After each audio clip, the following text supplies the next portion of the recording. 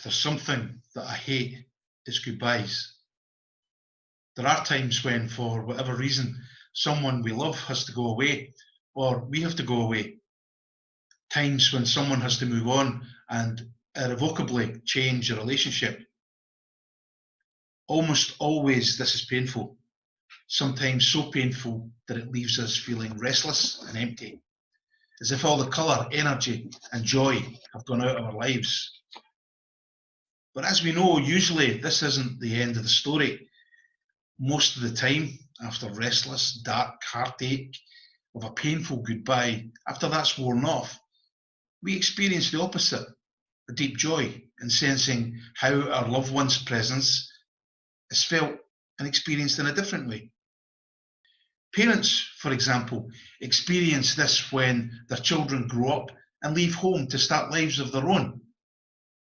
At first, when a child leaves home to go to university, to get married or to take a job elsewhere, we are often left with a restless heartache that leaves us feeling empty.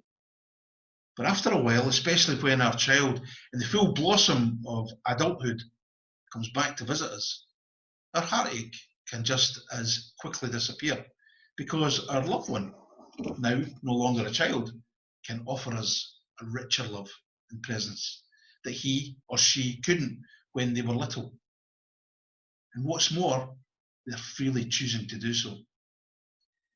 The pain of losing someone turns into the joy of finding something deeper in the one who we thought we'd lost.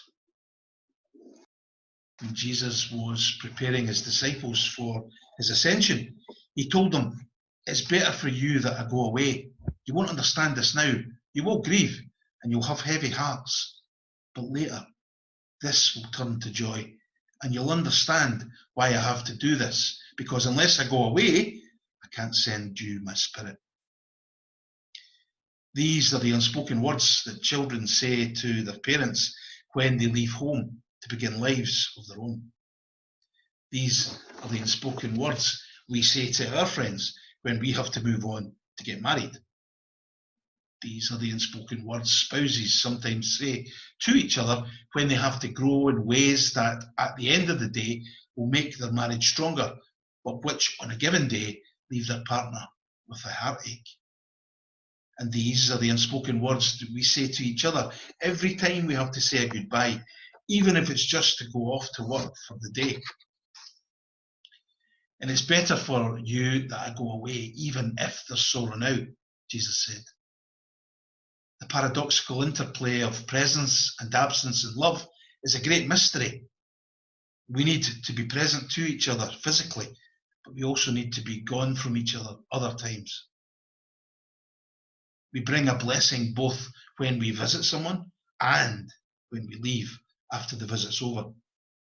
Presence is partly predicated and authenticated on absence, and there is something of our spirit that we can only give by going away.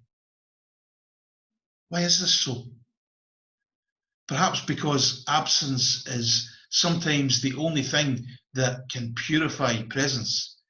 When we're physically present, there are always certain tensions, irritations, disappointments, flaws in our bodies and faults in our character that particularly block full love and blessing. That's why we rarely appreciate our loved ones fully till they're taken from us or they're no longer there.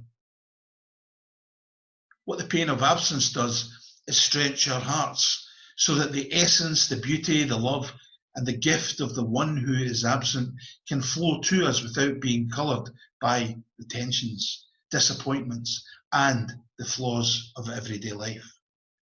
Don't we often say absence makes the heart grow fonder?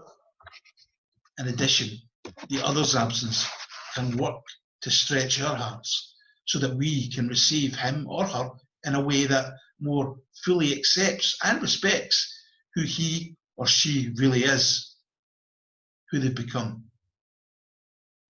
Perhaps that's why our children have to go away and we have to feel bitter heartache before we can accept that they are no longer children, but adults like ourselves, lives of their own. This mystery of saying goodbye is really the mystery of the Ascension. going away so that our loved ones can fully receive our spirit.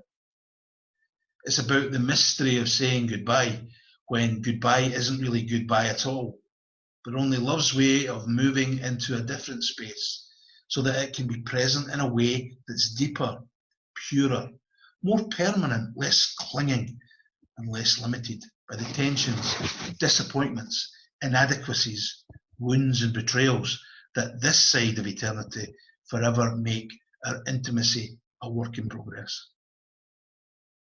We are in the in-between phase right now.